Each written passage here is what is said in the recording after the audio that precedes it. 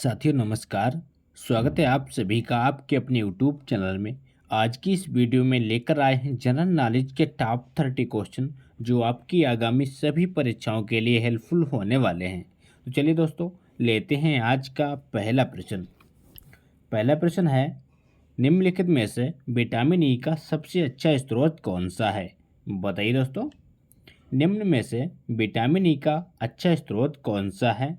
तो वह ताज़ी सब्जियां, यानी कि डी ऑप्शन राइट हो जाएगा। ताज़ी सब्जियां विटामिन ई का सबसे अच्छा स्रोत माना जाता है। अगला क्वेश्चन है, पेनिसिलिन किससे प्राप्त की जाती है? बताइए दोस्तों, पेनिसिलिन किससे प्राप्त की जाती है? तो वो की जाती है फफूंद से, यानी कि ऑप्शन करेक्ट हो जाएगा। पेनिसिलिन फफूंद से प्राप्त की जाती है। अगला क्वेश्चन है, मानव शरीर में कुल कितनी हड्डियां होती हैं? बताइए दोस्तों, मानव शरीर में कुल कितनी हड्डियां होती हैं? तो वो होती हैं 206, यानी कि ऑप्शन राइट हो जाएगा। मानव शरीर में कुल 206 हड्डियां होती हैं। अगला प्रश्न है, पित्त का स्रोत क्या है? बताइए फ्रेंड्स, पित्त का स्रोत क्या है? आपके ऑप्शन है यकृत, पित्ताशय, पित्तवाहिनी या अग्नाशय। तो इस क्वेश्चन का राइट आंसर है यकृत, यानी कि ऑप्शन राइट हो जाएगा। पित्त का स्रोत यकृत ही होता है। अगला क्वेश्चन है, उस विटामिन का नाम बताइए जो किसी भी मांसाहारी भोजन में नहीं मिलता। बताइए दोस्तों, उस विटामिन का नाम क्या है जो किसी भी मांसाहारी भोजन में नहीं मिलता है? तो वह विटामिन डी, यानी कि सी ऑप्शन राइट हो जाएगा। विटामिन डी किसी भी मांसाहारी भोजन में नहीं पाया जाता है। अगला प्रश्न है, मानव शरीर का सबसे बड़ा अंग कौन सा है? बताइए दोस्तों, मानव शरीर का सबसे बड़ा अंग कौन सा है? आपके ऑप्शन है हृदय, मस्तिष्क, यकृत या गुर्दा। तो इस क्वेश्चन का सही जवाब है यकृत, यानी कि सी ऑप्शन करेक्ट हो जाएगा। मानव शरीर का सबसे बड़ा अंग यकृत को माना जाता है। अगला क्वेश्चन है, वाहनों के अग्रदीपों यानी कि हेडलाइटों में किस प्रकार के दर्पण का इस्तेमाल होता है?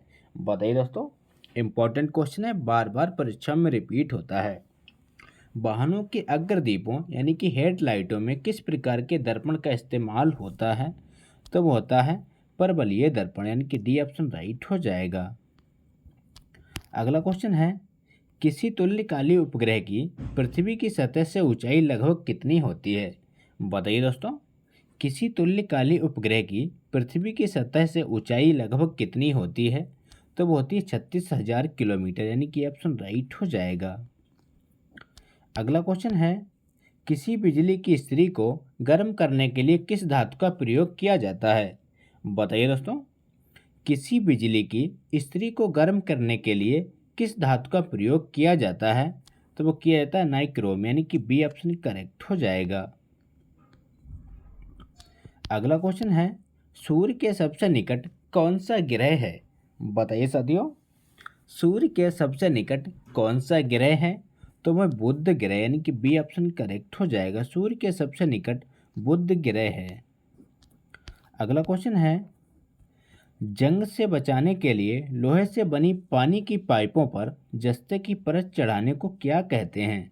बताइए दोस्तों, तो उसे कहते हैं ईसदीकरण, यानी कि डी ऑप्शन करेक्ट हो जाएगा। अगला क्वेश्चन है, यूरेनियम विखंडन की सतत प्रक्रिया को जारी रखने में किस कण की जरूरत होती है? बताइए फ्रेंड्स, यूरेनियम विखंडन की सतत प्रक्रिया को जारी रखने में किस कण की जरूरत होती है? तो वो होती है न्यूट्रॉन की, यानी कि सी ऑप्शन करेक्ट हो जाएगा। अगला प्रश्न है, निम्नलिखित में से कौन सा प्रक्षेपास्त्र भूमि से वायु में जाने वाला प्रक्षेपास्त्र है? बताइए दोस्तों, कौन सा प्रक्षेपास्त्र भूमि से वायु में जाने वाला प्रक्षेपास्त्र है?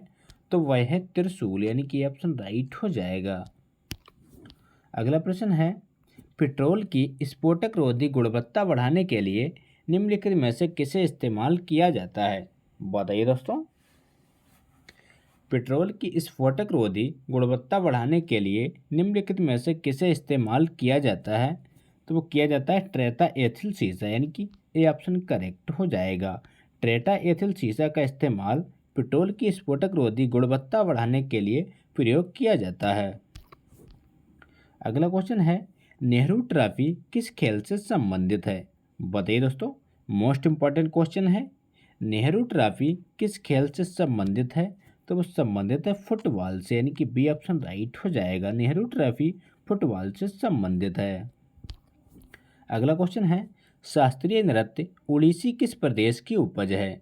बताइए दोस्तों, शास्त्रीय नृत्य उड़ीसी किस प्रदेश की उपज है? तो वो है उड़ीसा की, यानी कि बी ऑप्शन राइट हो जाएगा। शास्त्रीय नृत्य उड़ीसी उड़ीसा प्रदेश की उपज है। अगला क्वेश्चन है पांचवी पीढ़ी के कंप्यूटरों में क्या उपलब्ध नहीं है? बताइए दोस्तों, पांचवी पीढ़ी के कंप्यूटरों में क्या उपलब्ध नहीं है? आपके ऑप्शन है बोली की पहचान, ऑप्शन बी कृत्रिम बौद्धिकता, ऑप्शन सी अत्यधिक एकीकरण, ऑप्शन डी निर्वात ट्यूब। तो इस प्रश्न का सही जवाब है निर्वात ट्यूब, यानी कि डी ऑप्शन करेक्ट हो जाएगा। अगला क्वेश्चन है किसी कंप्यूटर में जोड़ने, तुलना करने और मिलाने के कार्य कहाँ होते हैं?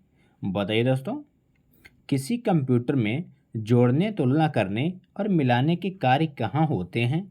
तो वो होते हैं स्मृति चिप, यानी कि डी ऑप्शन राइट हो जाएगा। अगला क्वेश्चन है मोनालिसा का सुप्रसिद्ध चित्र किसने बनाया था? बताइए दोस्तों, मोनालिसा का सुप्रसिद्ध चित्र किसने बनाया था?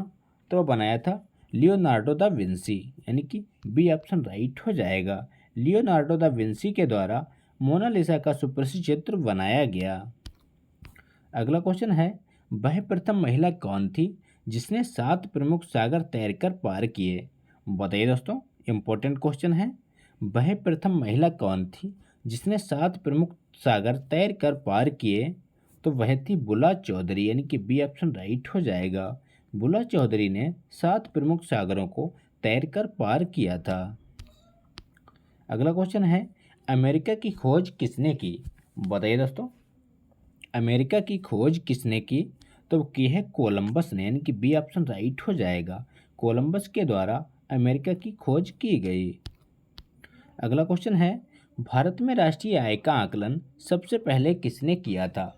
बताइए दोस्तों, भारत में राष्ट्रीय आय का आकलन सबसे पहले किसने किया था?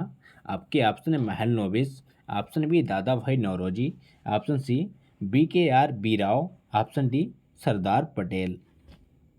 तो इस क्वेश्चन का राइट आंसर है दादा भाई नौरोजी, यानी कि बी ऑप्शन करेक्ट हो जाएगा।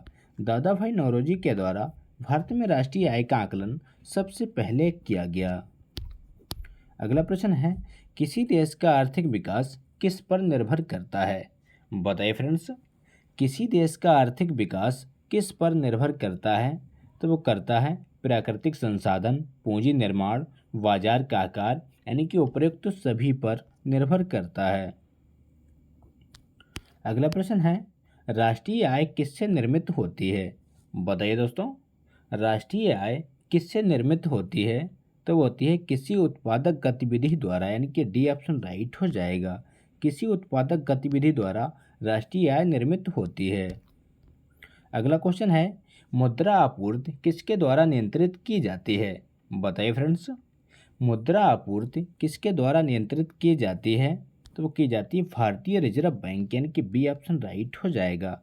भारतीय रिजर्व बैंक के द्वारा मुद्रा आपूर्ति कंट्रोल की जाती है।